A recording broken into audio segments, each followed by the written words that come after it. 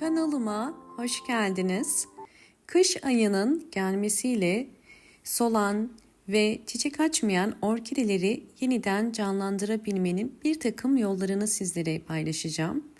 Özellikle kış ayında orkide bakımına biraz daha dikkat etmeniz gerekiyor. Çünkü kışın yeteri kadar ışık olmadığı için orkidelerin gelişimi yavaşlar. Orkide gelişimini hızlandırabilmek için sizlere doğal gübre tarifleri vereceğim. Orkidenin kök ve yaprak gelişimini hızlandıracak sizlere 3 farklı yöntem göstereceğim. Birinci yönteme geçelim. Birinci özellikle içerisindeki vitaminler sayesinde orkidelerin yapraklarının ve köklerinin canlanmasına ve sağlıklı büyümesine yardımcı olur. Bu yüzden ihtiyacım olan 1 yemek kaşığı kadar pirinç kullanıyorum. Bakın bu şekilde ve üzerine alabildiği kadar su koyacağım. Sizler pilav için hazırladığınız tuzsuz pirinç suyunu da kullanabilirsiniz. Biraz karıştırıp 30 dakika bunu bekleteceğim. Kapağını kapatıp dinlenmesi için bekleteceğim. Diğer kullanacağımız ise yumurta kabukları. Yine yumurta kabuğunun da içerisinin temiz olması gerekiyor. Bunları ben daha önceden yıkayıp kurutmuştum. Güneşte kurutabilirsiniz. Bakın bu şekilde ufalanıyor. Şimdi biraz yumurta kabuğunu toz haline getireceğim.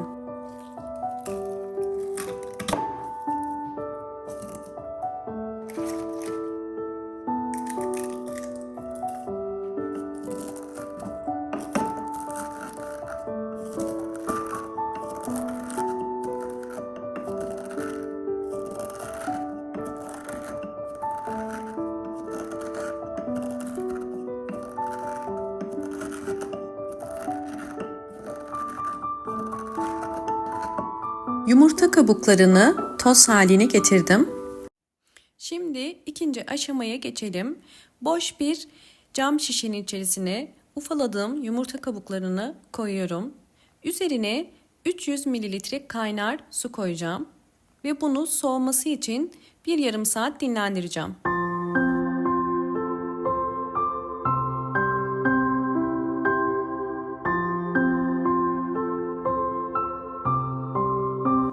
Yumurta kabuğu suyum soğudu. Daha önceden hazırlayıp beklettiğim pirinç suyum da hazır. Toplamda pirinç suyu 1 saat bekledi ve şimdi süzüyorum. Sadece pirinç suyunu kullanacağız.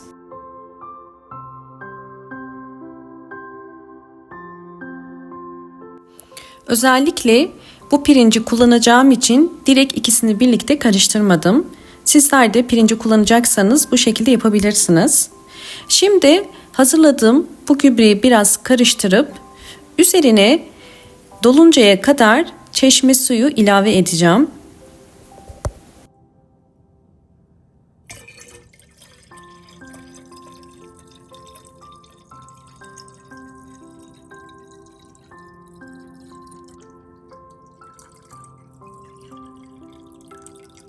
Yeterince su ekledim.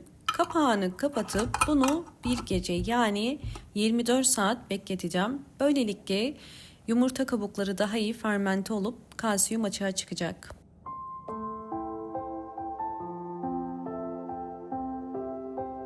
...24 saat beklettiğim gübrem artık hazır.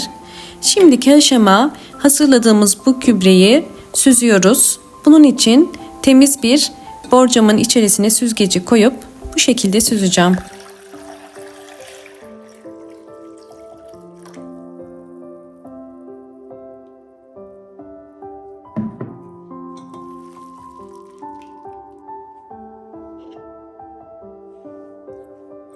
Üç farklı metot uygulayacağım için bir püskürtme kabının içerisine de hazırladığım gübreyi koyuyorum.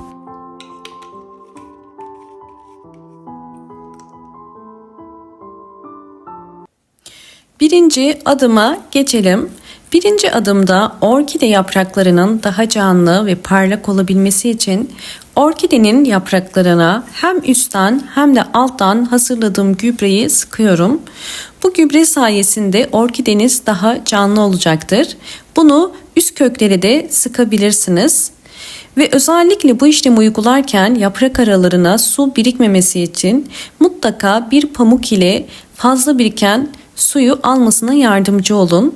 Ve bunu bütün orkidelerime uygulayacağım.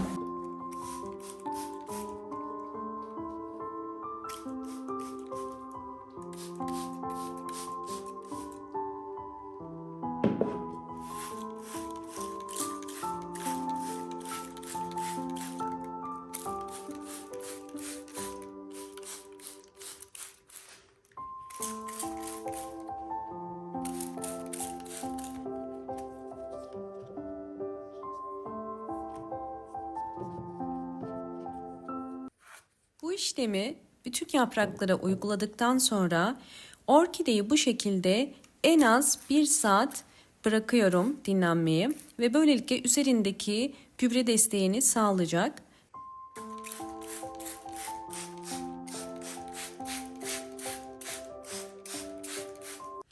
Bir saat bu şekilde beklettiğim orkidelerimin yapraklarını temiz bir pamuk ile siliyorum. Özellikle kış ayında olduğumuz için orkidenin bu tarz uygulamalarda saatlerce ıslak kalmaması gerekiyor.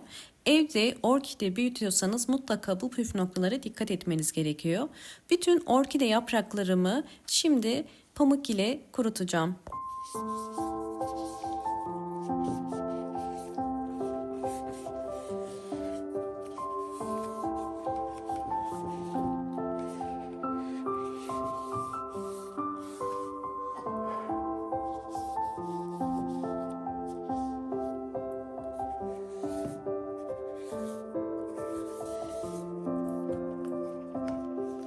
Sizlerle orkidelerimin gelişimlerini de paylaşıyorum.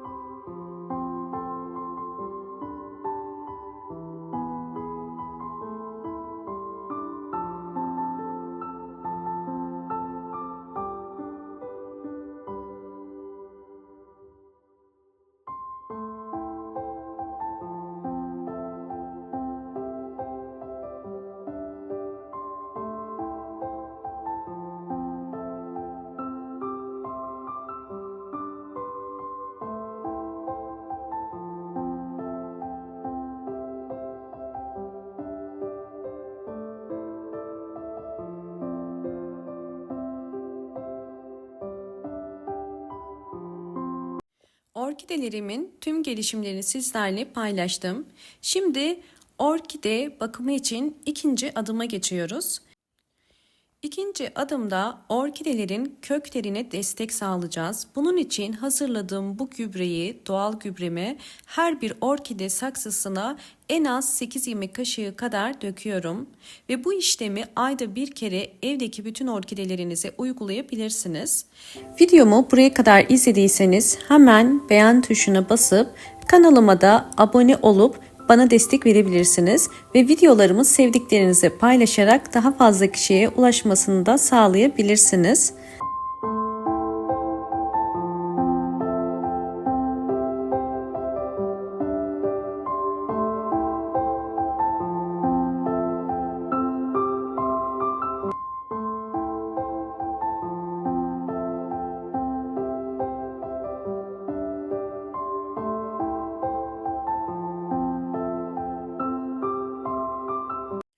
Evdeki tüm orkidelerimi bu gübreyi verdikten sonra sizlerle orkidelerimin nasıl geliştiğinin sonuçlarını da paylaşmak istiyorum. Evet, sizleri sonuçlarla baş başa bırakacağım.